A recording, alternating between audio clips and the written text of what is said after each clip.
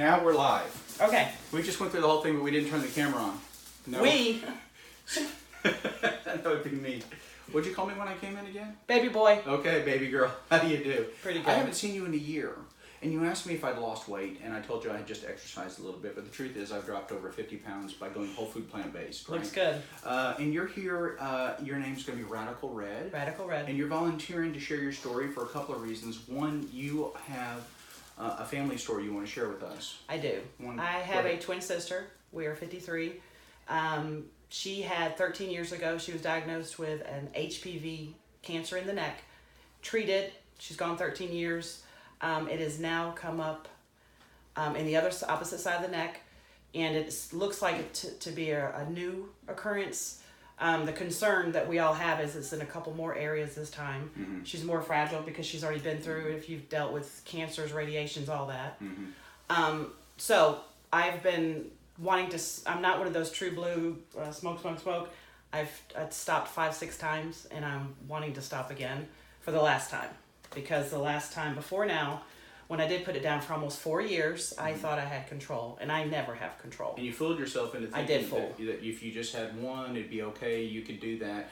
And that's the nature of addiction, is that it sticks with you, and it will lie to you, and it'll tell you that you can best it, that you can just have one and it'll be That I can finally control it. Like, no. People who have alcohol issues, they know they have to stay away from all those places where alcohol is served, because if they even drink just one, then they can just quickly be right back in trouble again. Tobacco use, other kinds of controlled substances, all of it's very similar. Nicotine is one of the most addictive substances known to mankind. And here's the good news for you. It only takes 3 days. That's incredible. It really does. It only takes 3 days to quit, and the physical withdrawal is over. So you have your last cigarette on a Thursday night. Okay. You invite some friends over, and you have them drink a glass of wine with you and say, look, this is my quit party. I want you to not ever give me a cigarette again. I don't want you to allow me to smoke. If I ask to borrow one, you say no. If you see me trying to buy some, cut my fingers off. Well, or something less dramatic. Less dramatic. But basically, they don't want to support you anymore with your cigarette smoking because you're trying to quit. And if you will tell them that on a Thursday night, and then sequester yourself for 72 hours, Friday, Saturday, Sunday, for those 3 days, you will not be fit for interacting with human beings. So if at all possible, you will find yourself a nice quiet place where you can watch old sad stories, or you can watch exciting stories. Comedy, there you go. And I will give you some medicine to get through that 72-hour period, all right?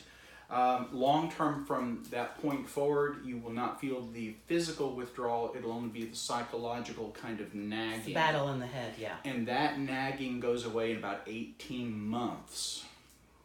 So for a lot of people, we have to put them on a medication to help kind of deal with that issue. And if that becomes an issue for you, we can take care of that. One thing, since you said that and we're doing this for training, I'd like to state a fact that I've discovered. Well, training and education, that's right. And entertainment. Entertainment. And for you too. The thing that popped in my head is nerves. As a smoker, I told myself for many years, life got stressful and I'd have to smoke.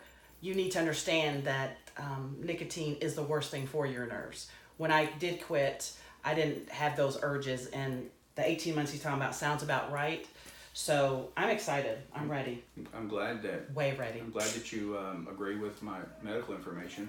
I mean, nerves, it's just one of those things when we're smokers. Yeah. We get stressed, we smoke. Mm-hmm. It's the worst thing we can do. Right, it does. So. Well, thanks for sharing your YouTube, our story on YouTube. Okay.